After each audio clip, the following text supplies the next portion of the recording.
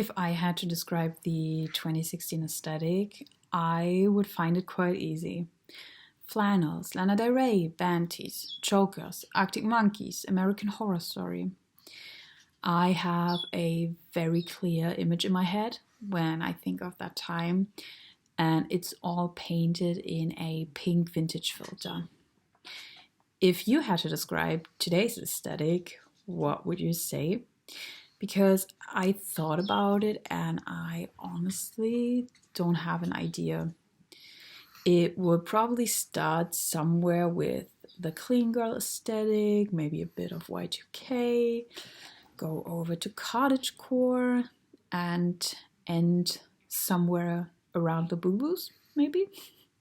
So no clear line, no start, and no finish really. In my mind, the trends are all over the place, and there's nothing really tying it all together. Everything is so fast that the trends and aesthetics don't really have any time to settle, it feels like. What's in today is already out tomorrow. Every time I open social media now, people are posting throwbacks from back then, and it honestly hits me quite hard. The nostalgia is very real for me. It's not like 2016 was the best year of my life, it honestly wasn't, but I associate it just with a very different time.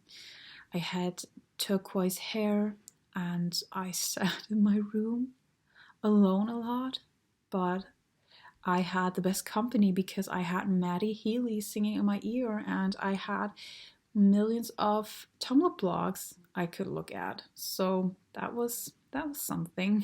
All in all, I can say that I am very emotionally attached to that time. As I said, it was a difficult time in my life, but I do still think very fondly of it.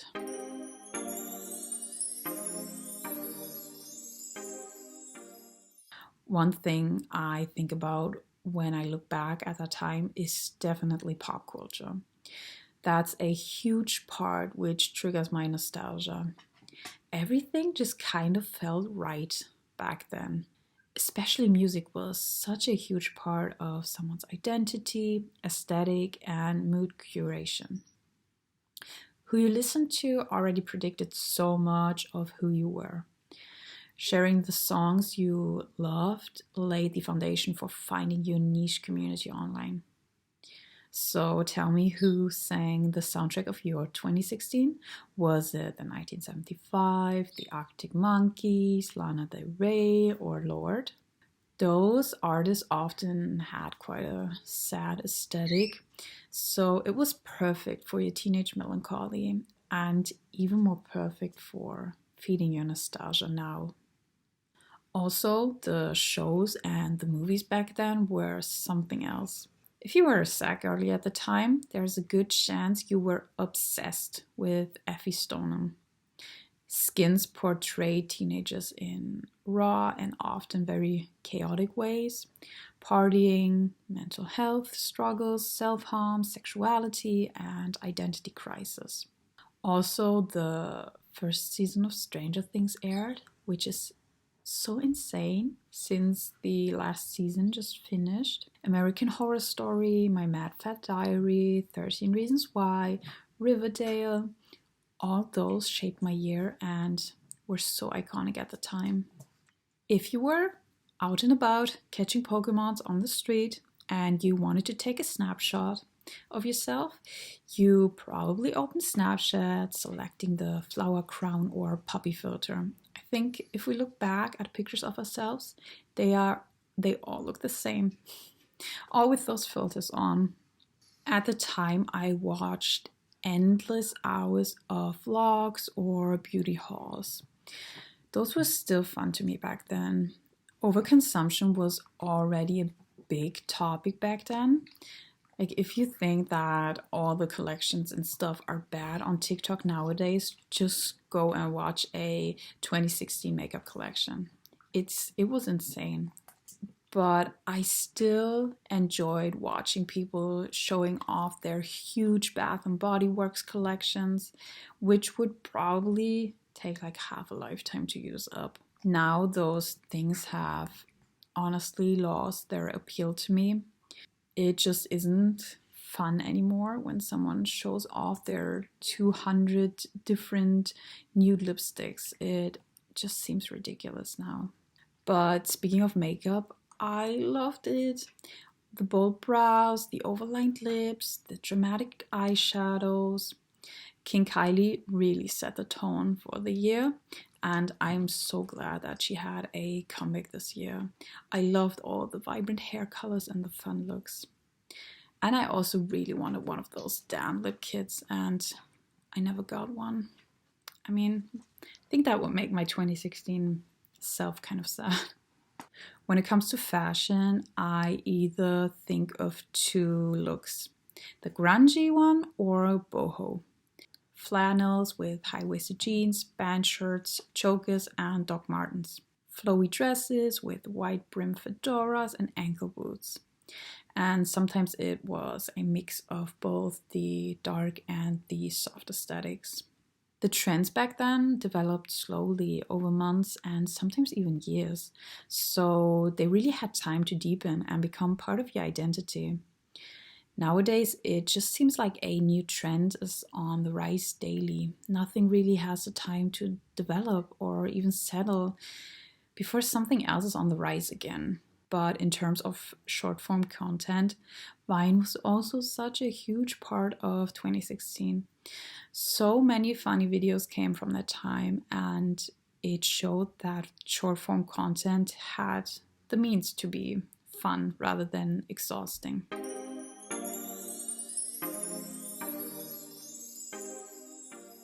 Speaking of social media, Tumblr blogs were a huge part of it. You could post things yourself or just reblog pictures you thought were worthy to be on your page. It felt like a diary or a self-portrait, something very personal where you'd express your interests, likes, or favorite aesthetics. People took it very seriously, and it was almost like an art form itself. It thrived on anonymity because it wasn't about branding yourself yet. You could really express your darkest parts, all your sadness and heavy emotions in pictures or posts without revealing your own identity. But it could also be very problematic, glorifying destructive behavior, especially when it came to self-harm or eating disorders. But today, your sadness has an audience, and it feels like a public performance a lot of the times. Your favorite influencer talks about their anxiety 1 minute and links you to their BetterHelp site a minute later. Feels like it's all about making money and monetizing. So a lot of the times it doesn't feel like genuine, but more like a performative sadness. But this was also the case with Tumblr. There, as I said, there was a lot of bad things going on that website. I wasn't really a part of it, and I didn't really see much of it, but still a lot of people played into the sad girl narrative, leaning into that aesthetic with all that they got.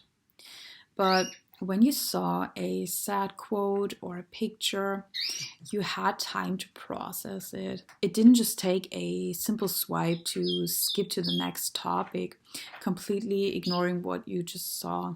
For me, TikTok is way more disturbing though.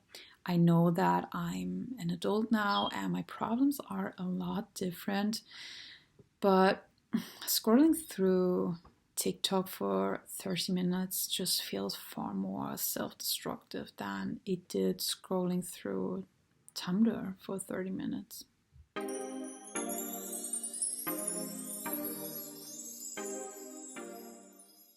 One thing that plays a huge part for me, just comparing 2016 to 2026, is definitely the algorithms. Back then, you choose who to follow, and your social media was still focused on relationships. It was still about the social aspect and not just the media. You focused on friends, family, or people you knew. Now you are constantly bombarded by people around the world. Back then, you were still able to access everyone around the globe, but while back then it still felt like more of a choice, now it's forced. You can't really do anything. It seems like it's the main point of social media now. By logging onto your Tumblr account, you had a world of your own, curated to your liking. When you open TikTok now, you don't really have a clue what you are going to see. I try to fill my FYP with escapism, but there were a lot of times I was scrolling and without any warning, I saw really disturbing things. I mean, I'm used to seeing horrible things on the internet. I'm not that new to it. I'm used to all the stuff that you are able to see. But there were a couple of times that I saw things that are so disturbing to me that I still think about them now. And without any warning, without ever having looked at videos like that before. So the things you can run into are just horrible. When I scroll, I'm hopping from news about the horrible killing of people to the newest drugstore haul where someone recommends me lipstick, then it goes to cute dog videos, and then it goes back to someone talking about their anxiety. It's just too much. The speed of information is disturbing and just too much for any brain to handle.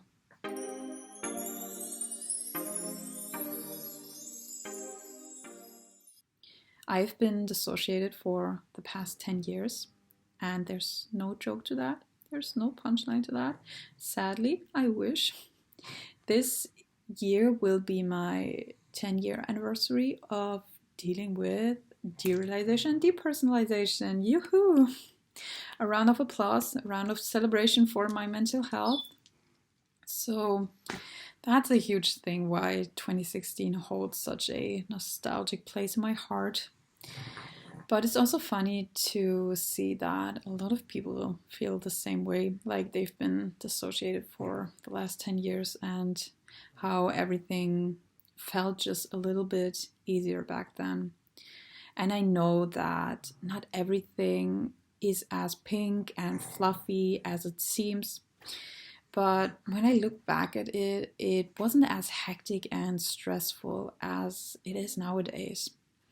Now everything feels even more fast paced. I can't even remember the last time I truly felt calm. Nostalgia core is a trend that feeds on your warm, comforting thoughts focused on the past. Through specific trends, visuals, fashion, and content, the main goal is to provide a sense of security in a fast paced world. Shared cultural moments foster a feeling of community. That way, we all idolize a time we perceive as simpler and more magical. It provides a coping mechanism and a form of escape. The days used to feel much slower. I think I'm not only speaking for myself when I say that that's something that I miss deeply. Your sense of time just does warp as you get older. The routine of being an adult just makes everything seems like it's passing in an unsettling speed. I know that it's commonly known that nostalgia is a liar. Not everything was as pink and glittery as it seems in my mind now. I downplay the hardships of that time or just ignore them completely. Which means my nostalgia filled mind is just a fabricated ideal which prevents me from living happily in this moment right now. There's a good chance that in 10 years I'll look back right at this time in my life and wish I had the chance to experience these days again.